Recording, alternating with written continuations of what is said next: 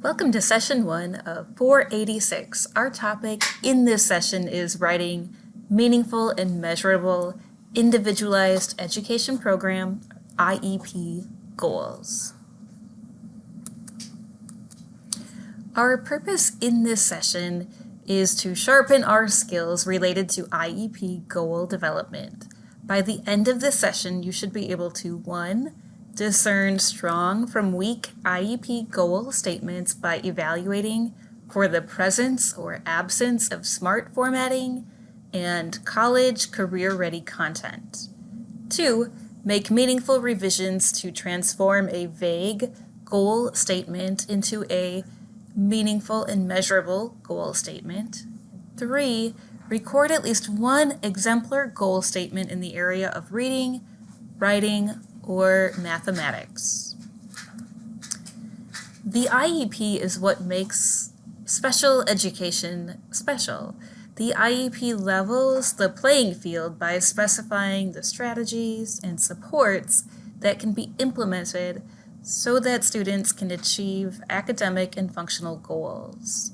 The first step in the IEP process is to determine who the student is, developing a positive student profile by identifying what are the student's strengths and areas of need, what supports might be put in place so that the student can reach the desired outcome or vision.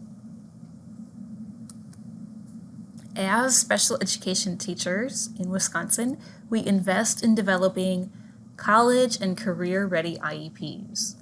On the slide is a graphic representation of a cyclical 5-step process that we follow to develop college and career-ready IEPs.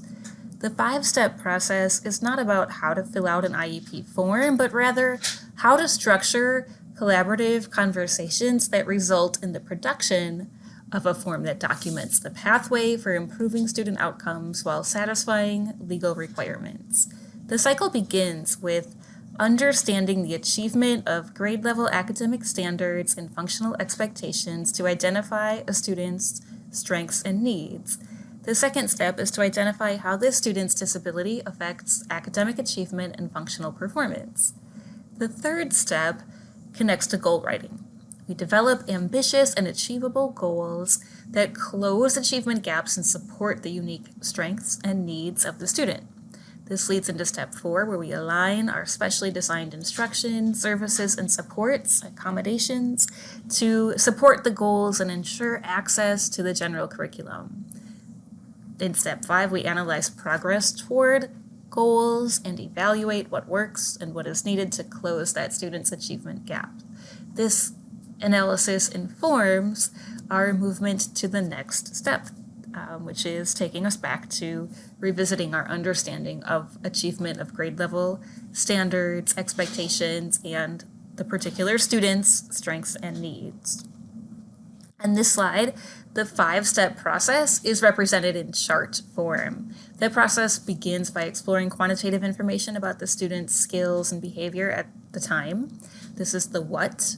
Then the IEP team reflects on the current level and special factor information, if any, and identifies how the disability affects the student's access, engagement, and progress based on our observations, our analyses of root causes of these effects. So here we're investigating the why. Why does the student have difficulty meeting standards and expectations? And finally, synthesizes this information into summary statements clearly describing disability-related needs. Every goal that we develop in step 3 anchors to the statement of the student's disability-related need. The disability-related need represents that area or skill to be addressed or improved upon so that the student can access, engage with, and make progress in general education curriculum, instruction, activities, and environments. In this step is where we craft our IEP goals. Let's take what we know about bigger picture and IEP goal development and shift the focus to ourselves. So think about a goal that you want to work on for yourself during this semester. Draft this goal in written form. For example, I will work on improving time management so that I get main projects submitted on time. Or I will work on self-care by finding time to do yoga every day. Or I will stick to my monthly budget. Draft your goal statement and share it in the chat or on Edpuzzle. In the field of exceptional education, we act as team members who develop goal statements that drive a student's individualized education program. As such, our current and future students will directly benefit from us taking time to sharpen our IEP goal writing skills. To build goal writing savvy, we need to know some common goal writing pitfalls that we can look out for and avoid.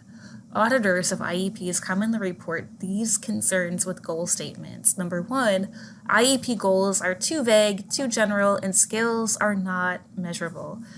Two, IEP goal statements are not aligned to content standards and do not show utility for implementing meaningful instruction. Three, IEP goals lack individualization and follow a cookie cutter format where all are alike across students. Let's pause to examine where the content related to IEP development will fit within that actual IEP document. In Wisconsin, there's an IEP template available through the Department of Public Instruction. Some districts use this IEP template, others use their own templates. Regardless of the template used, the contents of an IEP address common components across districts. For example, all IEPs include a cover page that contains general information about the student, like their name, date of birth, grade level, parent guardian name, and contact information. This cover page usually also captures the purpose of the specific meeting for which the IEP is being developed, amended, or updated. Next, the IEP document offers space for recording the names and roles of a meeting's participants. This is simply an indicator of attendance and does not reflect agreement with the contents of the IEP. Third, the document contains a student information section. This section generally begins with a record of the student's strengths. What might be the rationale for having the student's strengths appear at the very beginning of the IEP? The next subheading under the student information section reflects the student's current academic achievement and functional performance. In federal legislation, the Individuals with Disabilities Education Improvement Act of 2004, this is referred to as the present level of academic achievement and functional performance, or the PLAFP, P-L-A-A-F-P statement. On the slide is a screenshot of an IEP document where the text for a student's PLAFP statement appears in blue. Multiple paragraphs are developed for academics under the subheadings of reading and writing for this particular student. The present level of academic achievement and functional performance, or PLAFP statement, is a data-based narrative that acts as the engine of the IEP. It provides a database description of the student's performance. Academic strengths and weaknesses should be included in relation to the student's disability-related needs. To craft a data-based PLAFP, seek information from multiple sources, including work samples, curriculum-based measures, observations, and interview data. Functional performance is summarized within the following domains: social, emotional, behavioral, independent functioning, such as transitioning from one class to another. Sources of data often include disciplinary records, behavioral logs, anecdotal records, attendance records, and input from other team members or observation protocols. One point or tip to take away here is that a well-written goal statement flows from a data-based PLAFP statement. So let's look at some examples of well-crafted PLAFP statements. The first example is in the area of reading a 6th grade student. Chris can decode single-syllable words with automaticity. He reads on grade level text with 97% accuracy. Miscues occur when he encounters unfamiliar multisyllabic words. He often makes visual substitutions, for example, carnival for carnivore. In small groups, when Chris feels comfortable, he will volunteer to read aloud. With passages written above a 2nd grade level, Chris struggles to retell main events or name key ideas and details in material that he has read or that has been read aloud to him. The use of pre-reading, graphic organizers, chunking, and self-monitoring strategies help promote comprehension of on-grade level text. Chris does not use these strategies independently. Another example addresses the area of written expression. Ryan is a 5th grade student and has been working on written expression. With verbal prompting at each step and using a graphic organizer, Ryan can follow a writing process to compose a 5-paragraph expository, narrative, or persuasive essay. Each paragraph has a topic sentence, relates to the theme of the piece, and is supported by 3 detailed sentences. Ryan rarely uses transition words. Her beginning capitalization and ending marks are consistent, but no other forms of punctuation are used. With prompting, Ryan will vary word choice, but generally her vocabulary is consistent with a 3rd grade level writing. Sentences rarely contain more than one idea or detail. Spelling is mainly phonetic, and over the last 3 samples, 25% of phonetically irregular words were spelled incorrectly. A 3rd example of a PLAFP addresses the area of mathematics. Sean is a 3rd grade student and has been working on building skills related to numbers and operations within a base 10 system. Sean can consistently count by 1s, 5s, 10s, and 100s through 1,000. He uses a place value chart to compute within 1,000. He uses the terms greater than and less than consistently and accurately when making comparisons. He has practiced computing within 100,000 by using all 4 operations. He can multiply and add with greater accuracy when compared to subtraction and division. On curriculum-based assessments, he averages 45% accuracy. Sean states that he is familiar with strategies for estimating and self-checking his work, but states that he often forgets these steps and instead tries to get the answer right the first time. So think about how the information shared in the example PLAFP statements give a clear picture of what the students know and can do. This information offers a clear pathway for developing a meaningful and measurable SMART IEP goal. SMART stands for specific, measurable, attainable, realistic, timely. An example of a SMART goal for a 2nd grade student named John sounds and looks like this. By May of 2022, John will write a cohesive 5-sentence paragraph on a topic of his choice by including a topic sentence, supporting details, and a conclusion in order to earn a score of 4 or greater on the district rubric in 6 opportunities. Notice that this sample addresses self-determination by infusing choice-making. When you write IEP goals, how will you promote opportunities for students to act with agency?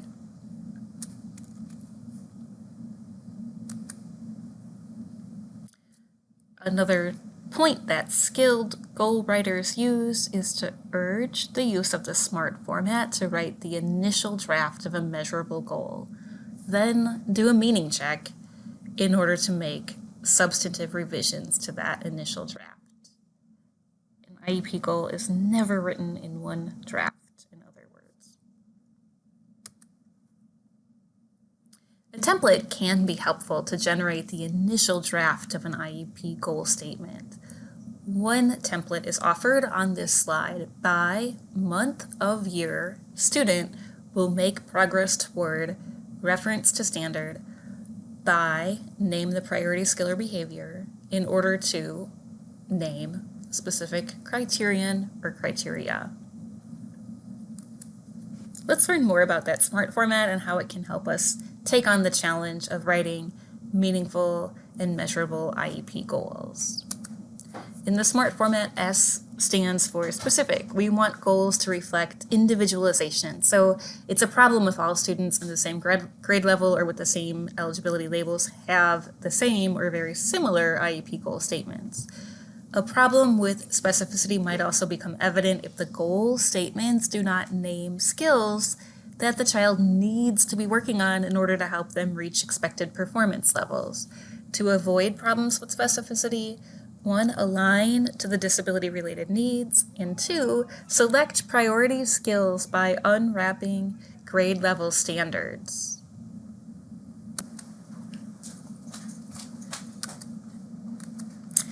In the SMART format, M refers to measurability.